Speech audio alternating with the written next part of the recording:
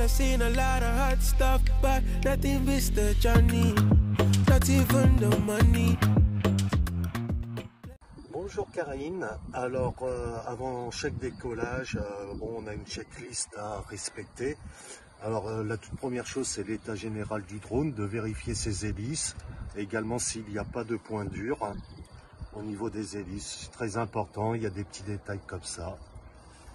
Donc là, on est dans les préparations pour le décollage. Donc on est à Ambierle, sur la côte rouennaise. Alors c'est assez réglementé au niveau du vol en raison de l'aérodrome de Saint-Léger-sur-Rouanne. Donc est-ce que tu peux nous expliquer un petit peu les principales règles pour les autorisations de vol de drones? Oui, bien sûr. Alors déjà, la première chose, un drone, c'est extrêmement facile à piloter. C'est tellement des petits bijoux technologiques, c'est hyper facile. Ce qui est plus compliqué, c'est d'appréhender la réglementation, parce que bien entendu, on ne peut pas faire des vols n'importe où, n'importe comment. Alors dans toutes les agglomérations, bien entendu, c'est soumis à réglementation et à autorisation auprès de la préfecture 8 jours avant le vol. Même 5 jours, ça peut passer. Et après, il y a des règles du bon sens.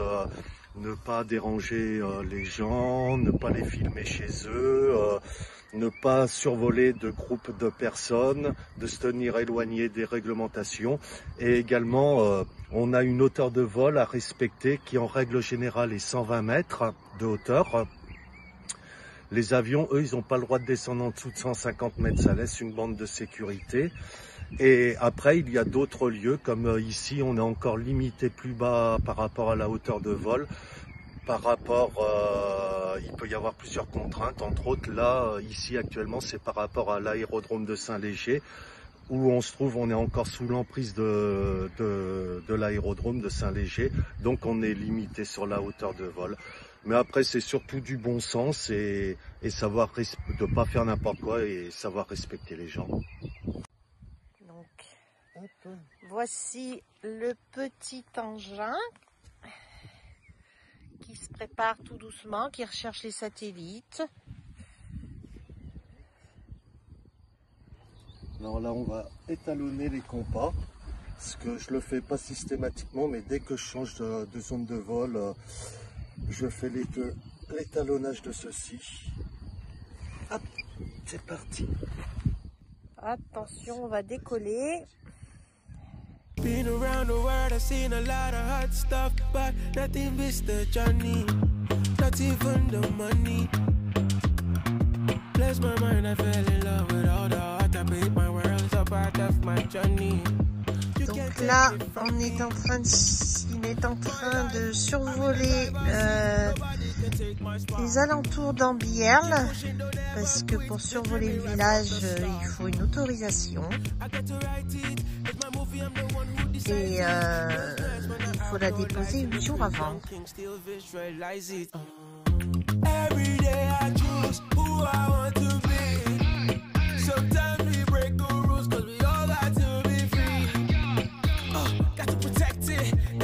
I'm the one who directs it. Setbacks, I gasoline for my jetpack. Bounce back every time it's exciting. Been around the world, I've seen a lot of hot stuff, but nothing beats the journey, not even the money. Bless my mind, I fell in love with all the art, I made my world a part of my journey. Est-ce que vous pouvez nous raconter un petit peu comment vous avez commencé à piloter les drones? Alors en fin de compte, je fais de la photographie depuis toujours, hein, et j'avais le projet de faire de la photographie aérienne il y a déjà plus de 20 ans, même 25 ans, au début en ULM, mais c'était pas trop pratique. Après j'ai pensé le paramoteur, j'ai bien pensé le ballon à l'hélium, les drones à l'époque c'était pas satisfaisant. Et du coup, j'avais laissé tomber un petit peu ce projet. Et c'est pendant les confinements du Covid, je commençais à regarder un petit peu de plus près les drones. Et DJI, entre autres, ils font des petites bêtes de technologie qui répondaient à mes attentes au niveau qualité photographique et vidéo. Donc je me suis lancé, j'ai passé le brevet de télépilote à Saint-Exupéry, à la Direction Générale de l'Aviation Civile. C'est comme un code, hein. C'est les règles de l'air qui est en commun pour tous les usagers du ciel. Alors c'est un brevet qui est aussi bien pour les pilotes d'avions, du LM, de planeurs, de drones. J'ai également fait une formation pratique à Chambéry. J'avais choisi la ville de Chambéry parce qu'il y avait des contraintes entre les aérodromes, les montagnes et tout, qui étaient assez complexes. Donc j'ai préféré aller le faire là-bas. Et puis une fois tout ça en poche, se déclarer auprès de la Direction Générale de l'Aviation Civile via Alpha Tango. Est-ce que tu peux nous expliquer un peu les règles de la photographie avec les drones? Alors, les règles sont principalement les mêmes qu'en photographie sur Terre, hein, si je peux dire, qu'avec un boîtier traditionnel. La chose qui va changer surtout, c'est par rapport à la règle des tiers. Avec un drone, vu qu'on monte dans le ciel, on aura tendance à avoir très peu de ciel et beaucoup de terre. Alors, c'est toujours un petit peu compliqué de trouver un compromis et d'essayer de respecter ces règles. Et contrairement, ça nous libère également du temps pour faire de la photo à autre moment. Je m'explique parce que les meilleurs moments pour faire une photo, c'est soit tôt le matin ou en fin de journée quand il y a une belle lumière. Et en drone, par exemple, en bord de mer, et ben en plein midi, ça devient intéressant de faire des photos aériennes car on voit toute l'eau par transparence qu'on n'a pas autrement. Alors ça peut des fois être sympa, des moments qu'on pourrait pas faire photographie parce que le temps le permet pas avec le drone. Eh ben, ça nous libère des moments en plus pour pouvoir essayer de faire des photos. Donc tu vas nous parler un petit peu des équipements en plus du drone. Donc je vois que tu as un joli petit gilet télépilote de drone. Voilà. Ah, c'est la classe, hein. Ah oui, il est très très beau. C'est surtout pour être identifiable en un coup d'œil si jamais il y a des forces de l'ordre ou des gens inquiets ou quoi que ce soit, qu'ils sachent tout de suite où se trouve le télépilote. C'est pour être reconnu facilement. Et également, si jamais il y a un contrôle, si jamais on est contrôlé, et ben, il faut avoir tout un tas de documents avec ça. Alors, les attestations d'assurance obligatoires, hein, et également tous les diplômes, également l'ancien, ce qu'on appelait le Manex à l'époque. Maintenant, ça a changé de nom. C'est un manuel d'exploitation d'aéronefs sans équipage à bord qu'on est obligé de rédiger avec toutes les règles de l'air et les règles que nous on s'impose, les livrets de formation pratique. Donc, à tout moment, on doit être apte à donner tout document qui justifie qu'on a les compétences d'utiliser son drone et qu'on fait dans toute légalité et dans le respect des réglementations. Alors pour accéder à l'exposition, vous avez plusieurs passages, mais le mieux c'est de rentrer par la maison de pays et après rentrer dans la petite cour intérieure et vous avez accès à toute l'exposition et également avec des produits régionaux que vous pouvez repartir avec. Donc là, on est dans la salle du prieuré à Ambierle où tu exposes un bon nombre de tes photos. Donc tu vas nous en parler un petit peu. Notre-Dame de la Salette, et c'est pendant la période d'hiver avec des beaux nuages blancs et un petit peu de neige léger. C'est à Cherrier.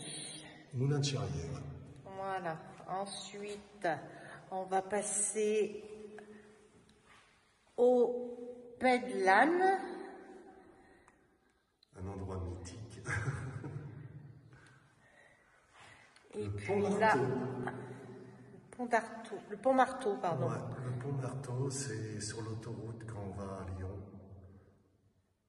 C'est au lever du soleil. Là, c'est un coucher de soleil. C'est la fin de journée. Alors, c'est une pause lente avec un drone, ce qui n'est pas forcément évident à réaliser, en sachant qu'on fait des pauses lentes, il ne faut pas de vibration du tout.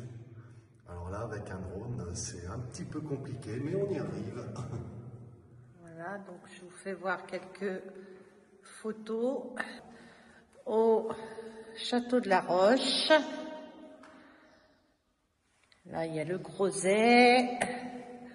Saint-Anne-Châtel, Saint-Anne-Vieux au-dessus.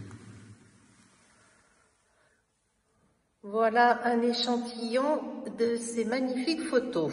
Là, il y a aussi des grands formats avec une jolie mer de nuages à Saint-Alban-les-Eaux.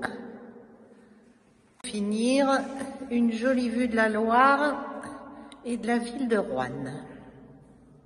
Oui, alors là, c'est toutes des photos qui ont été réalisées avec mes drones. C'est un petit peu le fil de l'expo. Et c'est toutes des prises de vue de la région du bassin rouennais. Alors tous les tirages, c'est sur des tirages aluminium. Alors on a différents formats, du 30-40 au 60-80, des formats panoramiques. Et oui, comme je vous disais, c'est tous des tirages sur aluminium. Elles sont toutes à la vente. Si vous pouvez voir l'exposition jusqu'au 8 juin, et si vous êtes intéressé avec une photo, vous pouvez même repartir tout de suite avec. Il faut vous adresser à la maison du pays. Et si vous craquez sur une photo, eh ben, vous pouvez la prendre immédiatement.